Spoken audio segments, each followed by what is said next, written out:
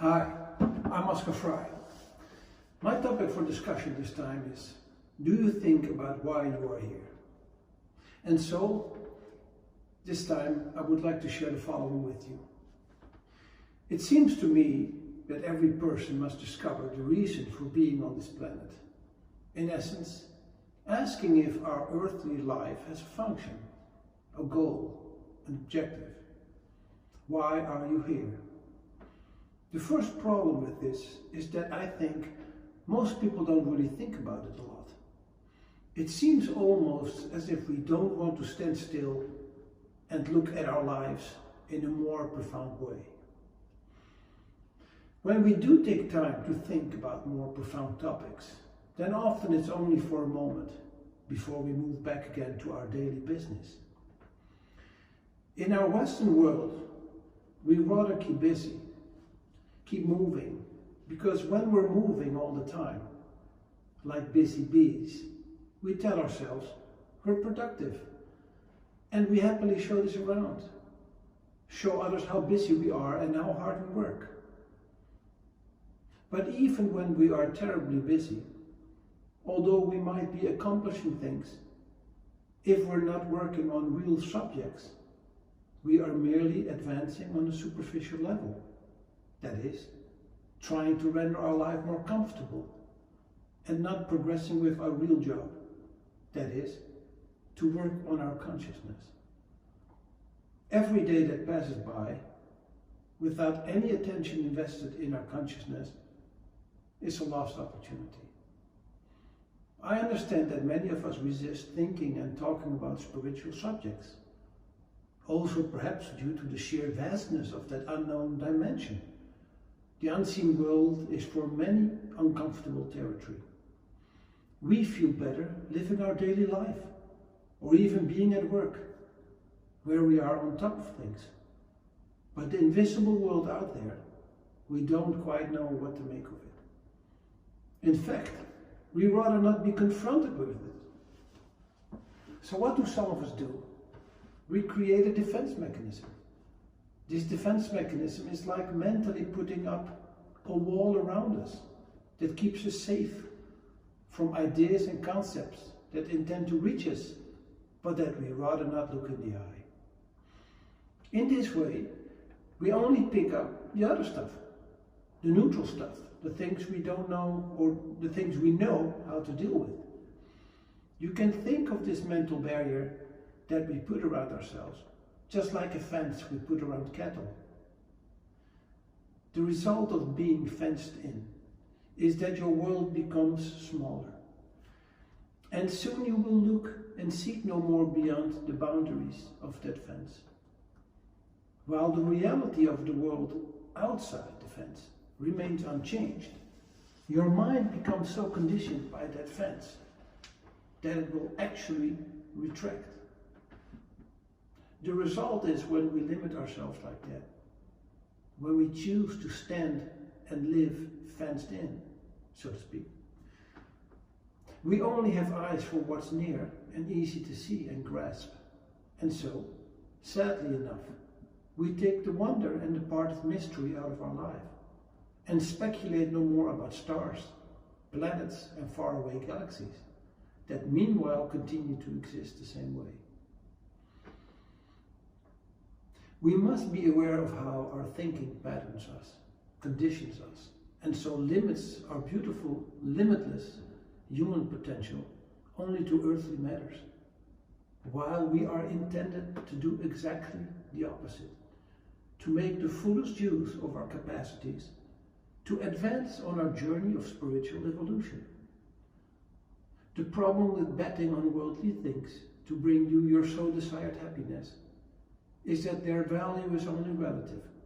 That is, their value is only what it means to you in the here and now, in the present moment. Their value will diminish day after day, year after year, until reduced to zero at the end of your life. But all time, effort and energy invested in something real instantly becomes part of your soul identity. And this is really what you are and who you are, and will accompany you into eternity. Please think about that. especially if you believe that your soul will exist beyond this life. As a matter of fact, it's only natural to develop one's interest in the spiritual realm, because it's what you really are on a soul level. On the other hand, I can understand that because we have unfamiliarized ourselves with this unknown world or dimension, that we feel somewhat uneasy to discuss this.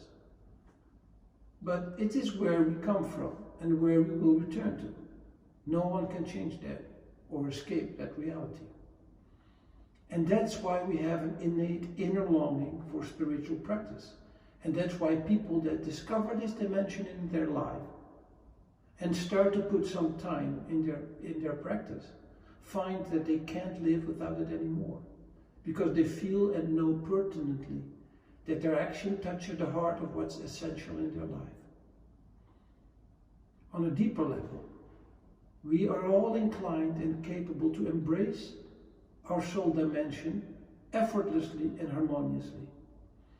We all have innate, at our disposal, the qualities necessary to cultivate step by step our awareness of our true soul essence. And if we make an effort, it could help us to find the balance between our daily life, having a job, a family, etc. And in the meantime, when possible, connecting with a higher dimension for a moment. When I say connect with the above or the universe, there's nothing really extraordinary about this. Many tribes the world over, think for example of the Native American Indians, to name just one, that used to live connected with nature and the spirit world, manifested through numerous rituals and offerings, and so showing a respectful way of interacting, coexisting durably with nature, instead of only taking from nature like we do, and resulting in depleting the Earth's resources and destabilizing the entire ecosystem. But we still refer to them as primitive cultures, perhaps just because they have less of what we so much identify with ourselves, what we have come to value so much, that is, material things. A simpler life in form, perhaps, but a more balanced attitude towards nature and a more sophisticated life in a spiritual sense, because they never turned their back on the higher forces. The unseen world, or the spirit world, remained an integral part of their setting, their culture, and their natural environment. So despite their primitive ways, the spirit world around them was not denied. It was acknowledged, it was respected, and it was worshipped. And I believe they were right. Generally speaking, we have lost our connection with the universe because we have, by principle, neglected our rituals and told ourselves that modern society was superior, more evolved than primitive cultures, but therefore discarding all tradition. But we should have thought twice. If some elements could have been kept alive through some form of practice in our modern societies, then we wouldn't have drifted so far off, away from this connection, and we wouldn't have to make an effort to retrieve it. On the other side, when you do take just a little time to open yourself to some kind of spiritual practice, it could feel like intuitively finding your way back home in the dark. Therefore, if you will, please think about that and ask yourself, where do I stand in all of this? What can I make of the world I'm living in? And what can I make of the world unseen? What are the things most important to you? What do you see exactly as being your future? And where does your future end? Thank you for putting your precious time into this video, and see you next time. Thank you.